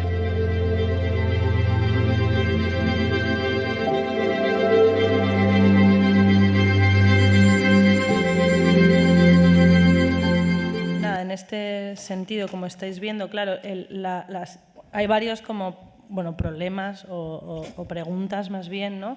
Que por un lado tiene que ver con cuál va a ser esta síntesis de los psicodélicos, es decir, obviamente no van a ser el LSD que conocemos o que hay en el mercado negro, sino va a ser un LSD, como dicen, ¿no? Hay como esta frase que me hace mucha gracia, que es como make psychedelics boring again, ¿no? Como en plan, haz los psicodélicos otra vez aburridos, que van a ser como viajes mucho más controlados, de duración más corta, que afecten a las cosas que interesen en un contexto terapéutico, quitando de alguna forma, higienizando de alguna forma el viaje LSD de su dimensión reveladora, comunitaria, expansión de conciencia, etc., ¿no? Entonces, por un lado, que me preocupa que a medida que se desarrolle más esta síntesis de psicodélicos, ¿qué va a pasar con los psicodélicos históricos? No sé cómo llamarlo, ¿no? Como si habrá posibilidad de acceder a experiencias de estados alucinatorios, ¿no? Que no sean solo con esta especie de pastillas de control de viaje psicodélico. Por otro lado, claro está que la patentización de estas sustancias va a ser un nicho de mercado increíble y que es muy fácil sintetizar con muy poca diferencia de grado de cosas muchos productos. Entonces, que digamos una sustancia que ha estado liberada, ¿no? Y que ha estado más cerca del ámbito de las universidades o de desarrollos que no estaban teniendo beneficios, ahora más, y encima potencialmente se puede multiplicar por muchos las tipologías de psicodélicos. Y luego hay una cosa como que también de cómo va a empezar a hacerse un imaginario en el que el LSD es peligroso pero en contextos médicos no, o el LSD es muy fuerte pero en contextos médicos no, ¿no? Entonces hay un testimonio de un empresario de una de estas como empresas que dice: en realidad no creo que estas drogas sean para consumirlas de forma recreativa o en fiestas. Siempre se han utilizado en contextos religiosos ceremoniales con un guía. Y en nuestro mundo, donde vivimos hoy, ese será un médico o un psicoterapeuta, ¿no? Entonces es muy curioso porque, claro, Mark Fisher, que tiene toda esta teoría del comunismo ácido, que escribe un poco antes o al mismo tiempo, yo no sé si Fisher ahí sabría que estaban ya investigando este potencial uso terapéutico de los psicodélicos o si se da a la vez. Y claro, la cuestión es que justo Fisher apunta a una cosa muy interesante que dice: no, la revolución de los 70 con los psicodélicos es muy potente porque es la primera vez justo que no hay guías o chámanes que estén guiando un ritual de toma de ingesta de drogas, sino que es una cosa autogestiva donde nadie se ponía en jerarquía respecto a lo que sabían. En determinados contextos habría más ritos, pero que muchas veces no. Entonces se habla mucho de esta democratización del saber neurológico a través de la experiencia de la neuroplasticidad. Entonces justo él que señala, si hay algo interesante en los psicodélicos, ya no es solo la sustancia en sí, sino que la toma de estos psicodélicos en los 70 es horizontal y no jerárquica, y aquí justo están diciendo lo contrario, ¿no? El LSD solo se puede tomar con un guía. En nuestra época contemporánea este guía será un médico, o si no, no puede ser, ¿no? Entonces, la cuestión está de, ¿no?, los psicodélicos de corta duración y con un rango de viaje o de alucinación o mal viaje cada vez más controlado, también es algo que interesa por reducir los costes de personal de las sesiones supervisadas. Es mucho más costoso tener un terapeuta 6 horas, ¿no?, que tenerlo como media hora, ¿no? Y entonces, al mismo tiempo, también esta empresa como Compass no es que esté intentando patentar solamente su síntesis de psicodélicos concretos, sino que están empezando a patentar también digamos, algunas estrategias del contexto terapéutico de por sí. Pues este tipo de luz, a esta bajada de luz, eso lo patentamos, ¿no? Agarrar la mano después de hacer la ingesta, lo patentamos. Entonces, que también están entrando como a patentar todo el ritual terapéutico que tiene que ver con la ingesta de la sustancia, ¿no? Entonces, creo que es muy interesante también, como veíamos el vídeo, y ahora sí, bueno, no sé qué hora es. Vale, perdona.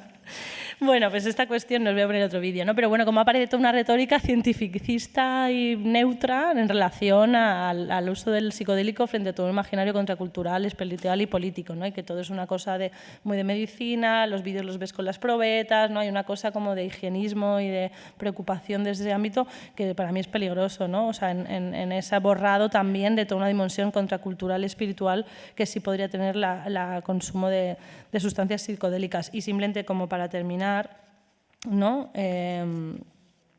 Claro que justo lo que interesa a Fischer, que es lo que también comentábamos antes con Jara, es la potencialidad de un marco estético-político del comunismo ácido. Le interesa porque hace referencia a una voluntad general de desplegar tecnologías materiales del no-yo de cara a explorar formas de conciencia y colectividad potente, no alimentada por las formas ideológicas del individualismo neoliberal. Y justo aquí estamos haciendo lo contrario. Si el uso para Fischer de los psicodélicos es un nuevo paradigma político, es porque es una conciencia expandida y colectiva, y en este caso es justo una reificación de la ficción de un yo, ¿no? Independiente y autoheroico.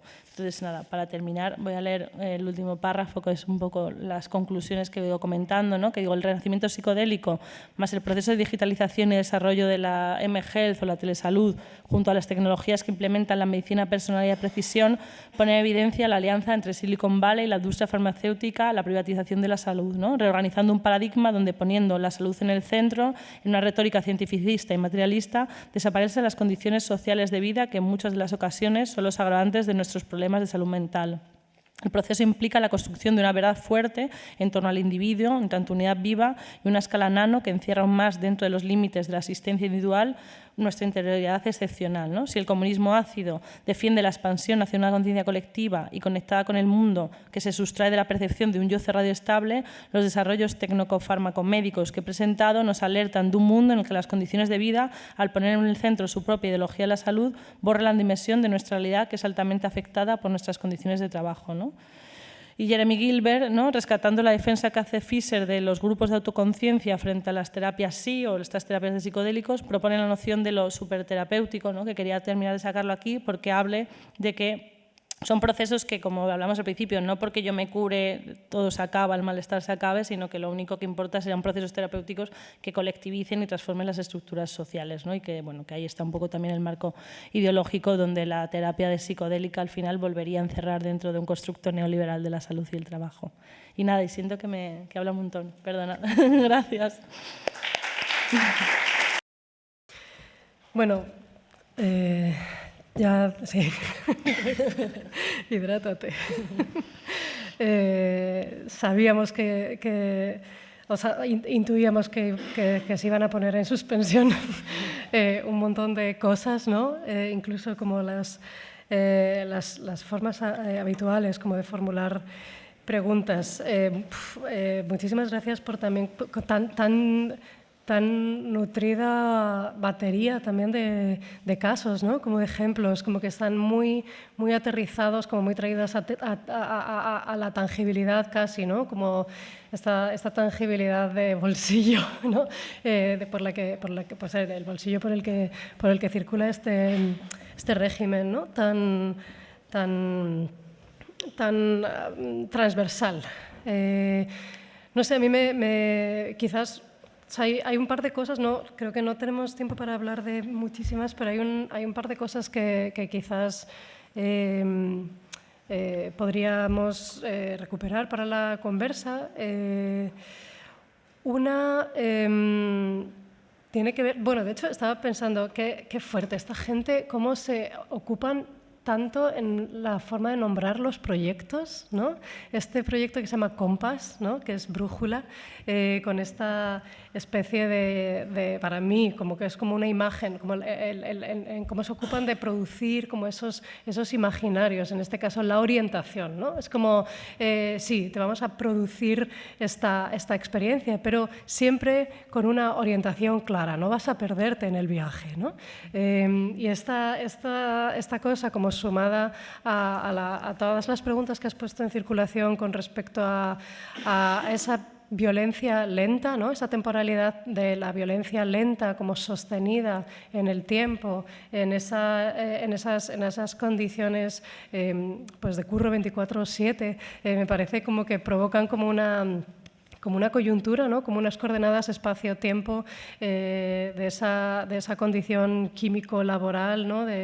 de sostenimiento de la vida en que en realidad igual ya no alcanza. Igual hay unas terminologías que igual necesitamos como revisar. Yo no tengo muy claro que a esto se le pueda seguir llamando. Por ejemplo, que la noción de salud en tu presentación como ha aparecido con acepciones como tan distintas, tan dispares, ¿no? Y un poco como esa sería una zona que es la articulación, como decía al comienzo, de escalas como tan distintas, tanto en el plano de lo espacial como en el plano de lo temporal, ¿no? O sea, fijaos que estamos hablando de una dependencia de la hipercomputación que sucede a una velocidad inhumana, ¿no? O sea, turbo, porque es imposible como darle seguimiento, pero también una violencia sostenida en el tiempo, ¿no? De una manera también como apenas soportable, ¿no? Esa producción de las temporalidades como propias de este momento, ¿no? Del neoliberalismo o de lo que sea que tengamos que llamar a esto, porque quizás tampoco, como dice Mackenzie Ward, tampoco alcanza esta nomenclatura para hablar de esta coyuntura. Y después está la condición como espacial o digamos como de las superficies en las que interviene como la problemática, ¿no?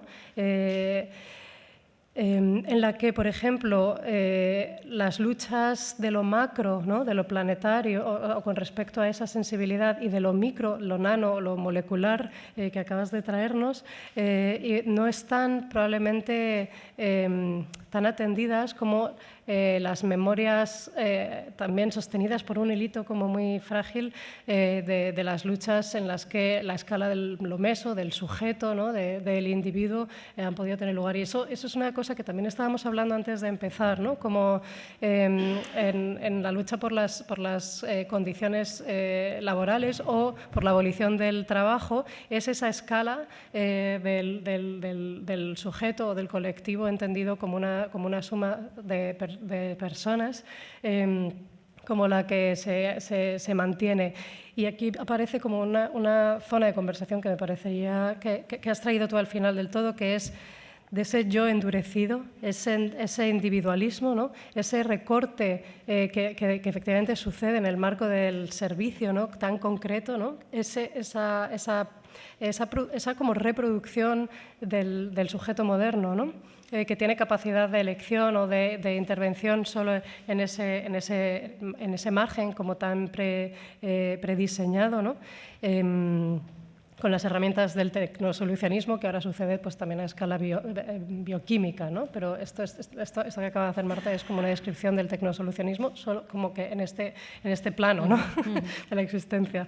Entonces, claro, no tengo muy claro cómo formular la pregunta, pero no sé si podemos habitarla con las gramáticas, igual las que tenemos acceso por ahora, pero esa escala del yo, del sujeto, del usuario, ¿no? Como que emerge de este capitalismo de plataformas, del individuo, es la misma a la que volvemos a acudir para organizar las luchas, las resistencias, ¿no? Como que ahí hay una escala como un poco recurrente que por supuesto no planteo aquí cancelarla, sino más bien como preguntarnos por ella, ¿no? O cómo hacer de esas luchas o de esas solidaridades como operaciones que sean transescalares, ¿no? Sí. Sí, es que habitamos ese desfase, creo como que lo hablamos un poco al principio, de que al final hay como de que estás generando una crítica a una individualización cada vez más fuerte, pero usando ese concepto no estoy planteando otros cuerpos que puedan ser la escala para pensar, ¿no? Un cambio o una resistencia, y que estamos ahí como... Bueno, yo me siento muy atrapada en esta lógica medio extraña en la que ellos...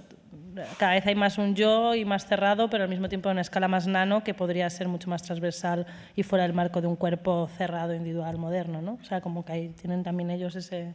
Bueno, que no sé decir mucho. No, que estas estructuras efectivamente igual están produciendo la ficción política del yo, del sujeto, del usuario, pero operando a otro nivel. Entonces, ¿cómo organizar solidaridades elásticas, ¿no? Como que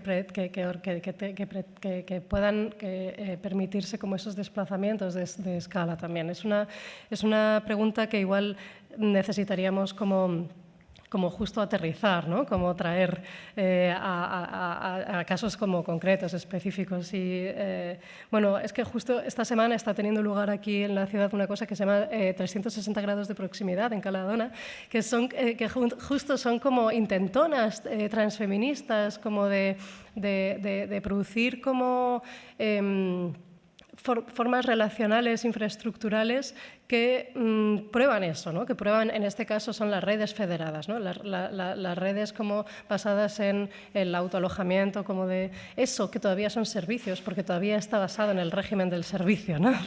Pero igual son intentonas. Y bueno, yo creo que forma parte del mismo paisaje, no tanto del aspecto químico o bioquímico, pero sí del infraestructural. Y bueno, luego la otra cosa es esta cosa que decía que, o sea, cómo nos referimos a lo que tú decías, el buen vivir, ¿no? Cuando puede significar cosas tan distintas o invocar articulaciones de poder tan diferentes, ¿no? Esa cosa de la salud, ¿no? O el del buen vivir que traías ahí. Y lo digo porque esta conversación pues sucede en un marco más amplio por una pregunta por el inframantenimiento, ¿no? el mantenimiento infraestructural, ¿no? ¿Cuáles son las condiciones, o incluso mantenimiento de qué, ¿no? O sea, qué voluntad de sostener en el tiempo, según qué estructuras, según qué órdenes, ¿no?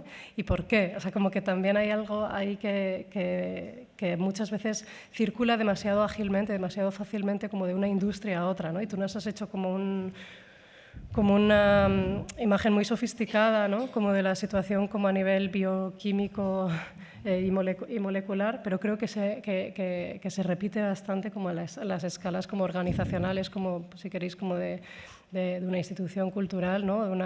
O de un espacio también de autogestión, ¿eh? O sea, como que pasa sistemáticamente, como esas formas de estructuración de lo relacional suceden de esa manera como tan precaria, en el sentido de dependiente de las lógicas y las logísticas, ¿no? Que acabas de describir tú.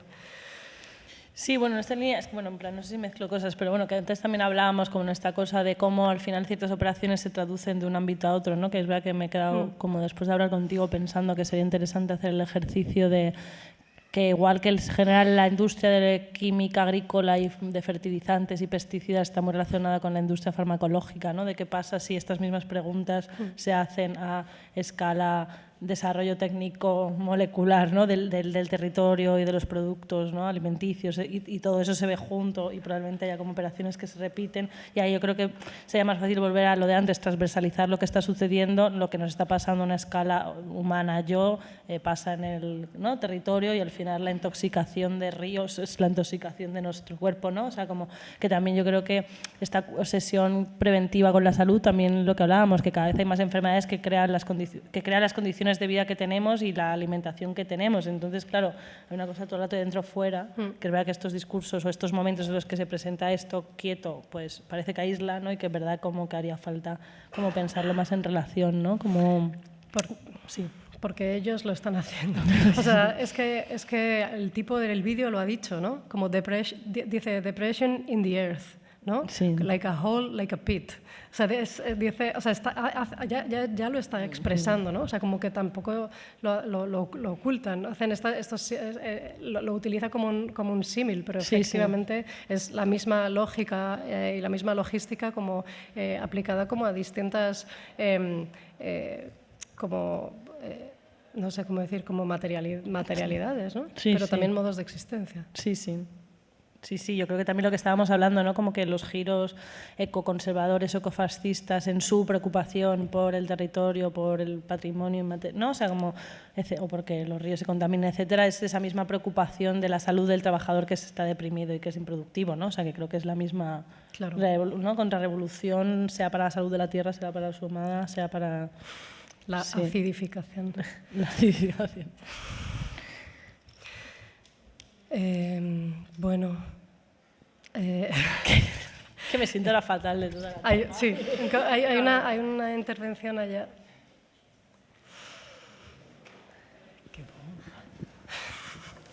Hola. Hola. ¿Qué tal? ¿Cómo están? Hola, Marta. Sí, nada, solo que pensaba justo en lo que dijiste hace un momentito, Marta, respecto, me queda como resonando, ¿no? Esto de mirar tan separadamente cuando hablamos del tema de la farmacologización, ¿no? O cuando, bueno, hablaste justamente a como Preciado lo nombraba la farmacopornografía, separado, digamos, de toda la maquinaria de producción capitalística, que además no es de hace un medio siglo o un siglo, sino que son 5 siglos, ¿no? Más de 500 años, ¿no? En esa relación colonialidad, capitalismo, patriarcado. Entonces me preocupa mucho porque pienso que lo que nos pasa ahora en esta relación efectivamente fragmentada, ¿no? De pensar qué nos está pasando, termina por llevarnos a este lugar de callejón sin salida, cuando en realidad en muchos territorios se está luchando, digamos, con salidas muy concretas. De hecho, también me preocupa el trasladar una idea, una cosmovisión como el buen vivir a un territorio como de acá, ¿no? Incluso a nivel intelectual, porque puede confundir. El buen vivir es una relación, es una cosmovisión, es un algo que no se puede ni siquiera conceptualizar. Yo me acuerdo en un proyecto en el Reina Sofía, donde Linda Valdés y yo con el Anarchivo SIDA que hablamos del buen vivir, y en el Reina nos decía, pero expliquen qué significa, ¿no? Y nosotros le decíamos, no podemos traducirlo porque no tiene traducción. Y ahí, bueno, sí, la posible traducción inversa, ¿no? Y que tiene que ver con el capitalismo, es el vivir bien, que es lo que hoy día el capitalismo intenta, ¿no? A estos cuerpos productivos, de producir un estado, digamos, de vivir bien, lo mínimo posible o lo máximo posible para generar, digamos, producir, ¿no? Entonces creo que ahí hay algo que pienso que es un buen horizonte al seguir pensando, ¿no? Desde aquí, cuál es esa posibilidad de romper esa producción individual, porque ya está ocurriendo en otros territorios, ¿no? Concretamente cuando ahora mismo, por ejemplo, han ido unas organizaciones de comunidades mapuches a Suecia y a Noruega, a interpelar al Estado noruego, porque resulta que las leyes económicas, digamos, de la economía sueca, pues están muy bien adecuadas para que la gente coma un buen salmón sin antibióticos y pescaditos bien sanos, pero entonces las consecuencias son que en nuestro Pacífico Sur y en nuestros ríos la flora y la fauna están muriendo porque para la alta producción del consumo del salmón global necesitan que ese bicho no se mastice, o sea, hacer estas granjerías.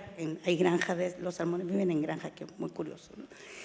Para que no se mueran, no se coman, no se infecten, les dan antibióticos que caen a la tierra, y hoy día la costa pacífica de Perú, desde Ecuador hacia abajo, pues tiene una posibilidad de que en 20, 30 años no tenga alimento.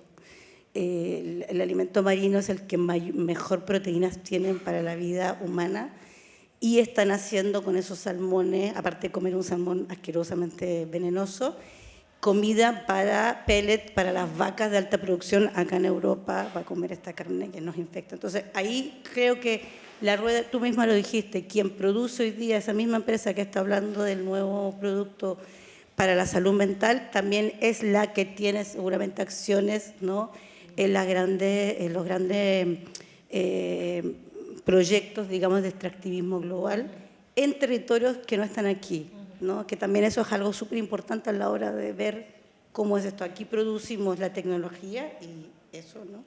Pero qué está pasando en esos territorios y cómo enlazamos esto para poder pensarnos colectivamente a una respuesta frente a esta fragmentación que nos está, bueno, matando a todos al final, ¿no? Eso.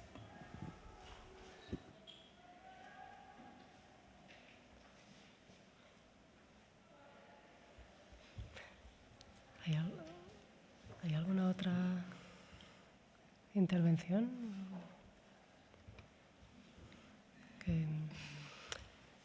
No, sí, es que cuando están... No, es que no sabía si se iban a recoger todas las preguntas de golpe o no. Que claro, o sea, no sé, claro, o sea, igual como las figuraciones que ponemos en funcionamiento para analizar esta complejidad no alcanzan. O sea, a veces está eso, pues, no sé, yo el otro, cuando estaba pensando esta cuestión de las dimensiones de la vida, pensaba en, no sé, cómo las ecofeministas como hablan de esta cosa de poner la vida en el centro, ¿no? Pero como que es un poco como un significante como por abrir, ¿no? ¿A qué nos referimos por eso, ¿no? Que es un trabajo por hacer.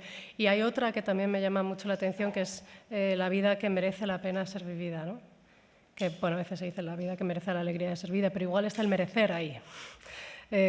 ¿No? Como que ya hay como una especie de implicación trabajoso en el hacer del estar, ¿no?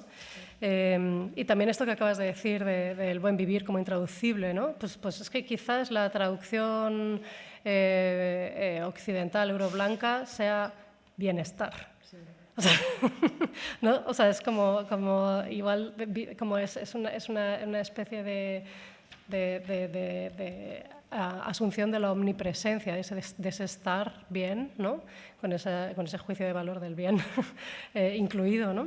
Pero es efectivamente intraducible. Entonces, es una cosa que las figuraciones que intentamos poner en circulación, pues yo qué sé, desde las tecnociencias transfeministas, todavía, como decía al comienzo de todo, como que no alcanzan a ser más que balbuceos, ¿no? Con algunas compañeras hemos intentado hablar, pues para hablar de estas cadenas globales de cuidados, pero también las cadenas globales de opresiones, ¿no? Como que coinciden en direcciones, ¿no? Y en intensidades, hablar del continuum industrial, ¿no? O sea, de esos continuums industriales por los que circulan paradigmas y regímenes de una industria, pues de la industria de fronteras a la industria de plantación o a la plantación, y de ahí a la arquitectura, y de la arquitectura al espectáculo, ¿no? Como de manera súper fluida, ¿no? Esto viene de otra investigación, pero creo que son figuraciones como que igual todavía intuyo que no alcanzan, ¿no? Por eso antes os decía lo de las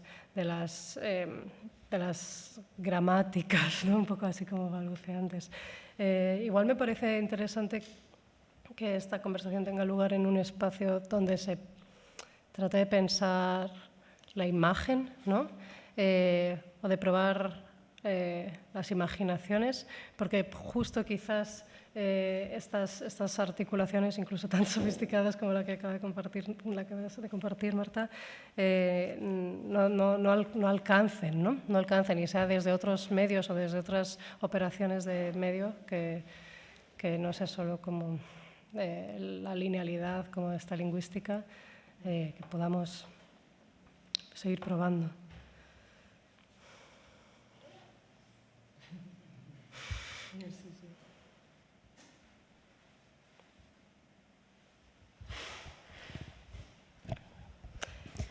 Hola, bueno, primero felicidades por la charla, me ha gustado mucho. Creo que la compañera ha puesto encima de la mesa la capa del colonialismo en todas estas dinámicas que se proponen.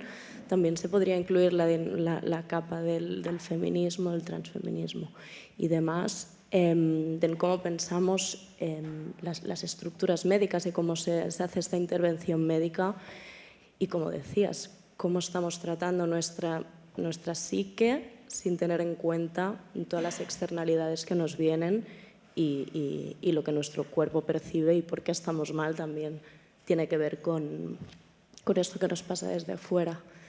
Yo en una vida pasada trabajé en uno de estos equipos de e-health, o llámalo como quieras, y bueno, me ha resonado mucho todo esto porque juntas equipos de negocio que quieren monetizar, si se puede más, dentro de las farmacéuticas, juntas con equipos de user experience, de cómo podemos hacer esto súper mega personalizado, que tengas como, incluso se pensaban como temas de smart home, que tengas un smart mirror que te mire si una peca te está saliendo, incluso un smart toilet que te van a tener datos de tus cacas.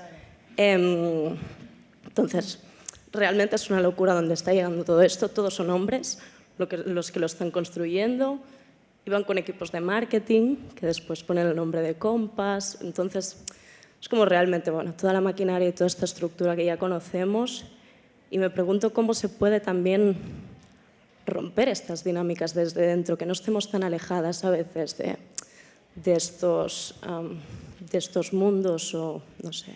Estoy pensando también con la capsalera, no sé si lo conocéis, es un movimiento de activismo político dentro de la medicina y es muy interesante. Están haciendo charlas también de este tipo. Y nada más, como reflexión. Gracias. Sí. Bueno, continuaremos entonces la conversa en otros planos. Sí, no, que muchas gracias como todos y por los comentarios que recojo y nada, gracias por escucharme, gracias por invitarme. Muchísimas gracias, Marta. Muchísimas gracias.